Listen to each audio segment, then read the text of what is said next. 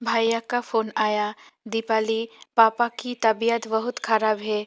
Doctor ने जवाब दे दिया है, तू जल्दी से आ जा। आनन फानन में तत्काल में रिजर्वेशन करवा कर मायके पहुंची। ऑटो से उतरकर जैसे ही घर में गई, भाभी ने कहा, दीदी आप पहले पापा जी को पानी पिलाओ। कल रात से उन्होंने एक घूंट पानी नहीं पिया है। एक ही बात संकेतों में बोल रहे थे कि दीपाली आ रही है, उसी के हाथ से पानी पीऊंगा। भाभी ने गंगा जल मिलाकर कटोरी में थोड़ा सा पानी लाकर दिया। मैंने चम्मच से पापा को पानी पिलाया। पानी पीने के बाद पापा धीरे धीरे थोड़ा इशारों में बोले, बेटा अब तू आ गई है, मैं तेरी ही राह देख रहा था। अब मेरे प्राण निकल जाएंगे। मुझे अंदर ही अंदर रोना आ रहा था, लेकिन कैसे भी अपने आप पर काबू किया। दूसरे दिन सुबह ही पापा हम सबको छोड़कर चले गए। 12 दिन तो लगातार रिश्तेदारों का आना जाना शुरू था। इतने लोगों के बीच रहकर भी मुझे बार बार एक ही बात खाए जा रही थी कि अब मम्मी का क्या होगा। पापा के बिना मम्मी कैसे रहेगी, क्योंकि 24 घंटे दोनों साथ ही में रहते थे। क्या भाई भाभी मम्मी से अच्छे से बर्ताव करेंगे? सब ईश्वर के भरोसे छोड़कर मन को तसल्ली दे देती थी कि सब कुछ अच्छा ही होगा। वैसे भी अपना समाज अभी उतना उदारवादी नहीं हुआ कि एक माँ बेटी के यहाँ आकर रहे। मम्मी खुद भी इस बात के लिए राजी नहीं होती। बेटा बहू चाहे जैसा भी रखे, रहेगी तो अपने खुद के ही घर में। वापसी के पहले दिन मम्मी ने भैया से कहा, पापा की संपत्ति में से उनकी निशानी के तौर पर दीपाली को कुछ दे दे। वैसे भी आजकल दीपाली की स्थिति कुछ अच्छी नहीं चल रही है। तेरे पापा ने भी कहा था कि हम दीपाली की कुछ मदद कर देंगे, लेकिन वे कुछ कर पाते उसके पहले ही। मैंने विरोध दर्शाते हुए कहा, मम्मी मुझे कुछ नहीं चाहिए। पापा ने मुझे बहुत कुछ दिया है। मुझे पढ़ाया लिखाया, अच्छे घर में एवं बहुत धूमधाम से शादी की, और सबसे बड़ी बात बहुत अच्छे संस्कार दिए। हाँ, दीपाली ठीक कह रही है। उसकी शादी में पापा ने दिल खोलकर पैसा खर्च किया था। और वैसे भी कानूनन जो लड़कियां मायके से अपना हिस्सा लेती है, उनका मायके से संबंध खत्म हो जाता है।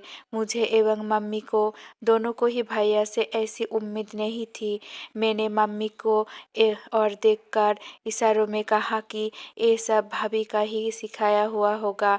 जोरू का गुलाम जो ठहरे, क्योंकि मेरे भैया तो पहले ऐसे ना थे। वे तो मुझ पर जान लुटाते थे। इतने में ही भाभी, जो इतनी देर से चुपचाप सब सुन रही थी, अचानक बोल उठी, आपकी बात 16 आना सही है जी। जो लड़कियां मायके की संपत्ति में से अपना हिस्सा लेती है, उनका मायके से संबंध खत्म हो जाता है। भाभी से ऐसा सुनकर मैं और मम्मी फिर से एक दूसरे को देखने लगे कि देखा, ये सब इसी का सिखाया हुआ था।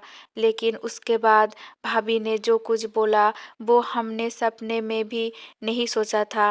भाभी बोली, आपने कहा कि दीदी की शादी में पापा ने बहुत पैसा लगाया था, तो क्या हमारी शादी में पैसा नहीं लगा?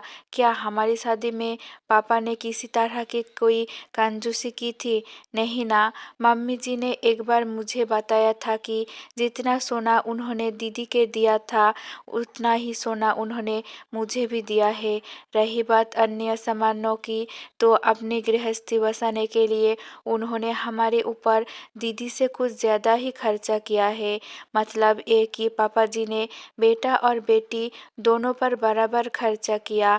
तो फिर आप ऐसे कैसे कह सकते हैं कि आप दीदी का संपत्ति पर कोई अधिकार नहीं है?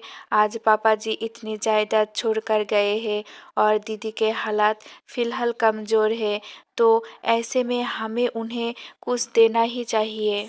क्या आपको याद है कि अपने पापा जी के अंगूठियाँ और चेन आदि लॉकर में रखते वक्त क्या कहा था?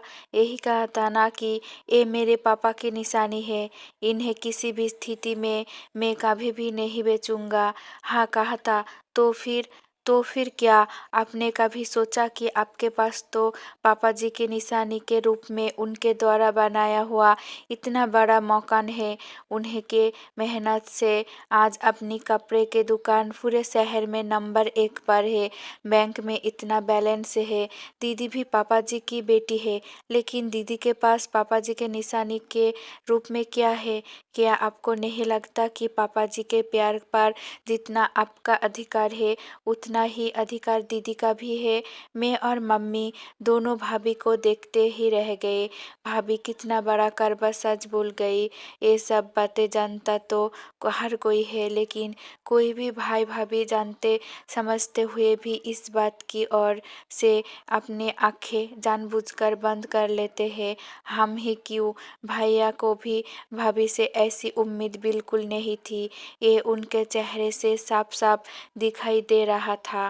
भैया ने भाभी से कहा, शिल्पा आज तुमने मेरी आंखें खोल दी। मैंने तो सामान्यतः समझ से जो कुछ भी सुनता आ रहा हो वो ही दोहरा दिया। मैंने इस बारे में इस दृष्टिकोण से कभी सोचा ही नहीं। सच में मेरे पास तो पापा की निशानी के रूप में मकान और दुकान सब कुछ है, लेकिन दीपाली के पास तो कुछ भी नहीं है। इसलिए मैं उसको पापा की अंगूठियाँ और चेन दे देता हूँ। मैं सोचने लगी कि क्यों हम सब लोग भाई के किसी भी गलत बयान के लिए, ये गलत निर्णय के लिए भाभी को ही दोषी मानते हैं, भाई को जोरू का गुलाम कहते हैं। हर वक्त भाभी ही कसूरवार नहीं होती, भाई भी कसूरवार ही हो सकता है। दोस्तों, इस कहानी को पूरा सुनने के लिए धन्यवाद। अगर आपको इस कहानी अच्छा लगे तो एक लाइक और शेयर करना और मेरे चैनल को सब्सक्राइब ज़रूर कर देना।